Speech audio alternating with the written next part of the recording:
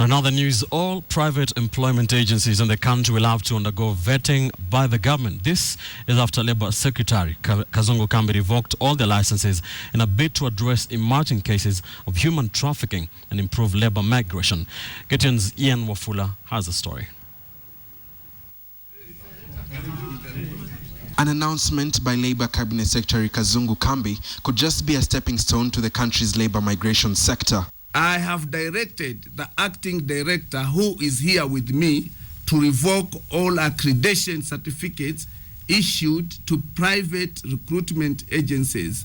I further direct the director to suspend the export of domestic workers to the Middle East and the Gulf region for the time being.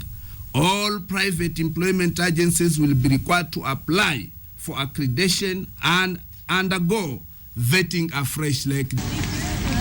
With high rates of unemployment in the country, reports from private employment agencies indicate that hundreds of Kenyans opt to seek jobs outside the country, with the Middle East being a prime choice for many.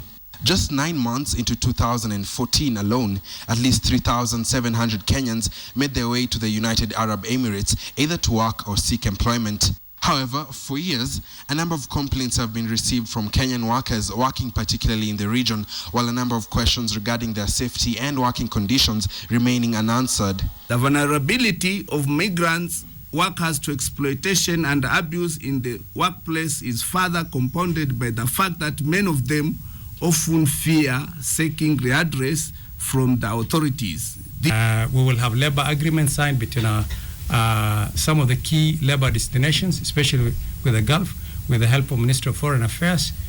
We will have a very thorough induction process for Kenyans for a period not less than 2 weeks, so that they understand the context and the culture and the situation of these countries where they actually are going to. The announcement by Kambi was positively received by the Kenya Association of Private Employment Agencies. However, the association wants the vetting process expedited. Wale walikuwa wamekata tikiti ya usafiri, kwa sasa hatuna namna, labda tujaribu kuongea na airlines, kwa sababu kuna kitu inakuwa kama contract ikiisha, serikali ikizuia kitu, hiyo kitu haiko kwa mkono yetu. Tutajaribu kuongea na airlines kama wanaweza kudevise hizo tickets wakisubiri the few agencies wale ambao watachukuliwa. This comes just days after the Saudi Arabia government noted that thousands of Kenyans were actually working happily back in their country.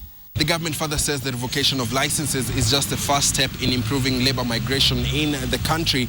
This as it promises to also work on other changes such as legal, institutional and policy interventions. Ian Wafula, KTN, Nairobi.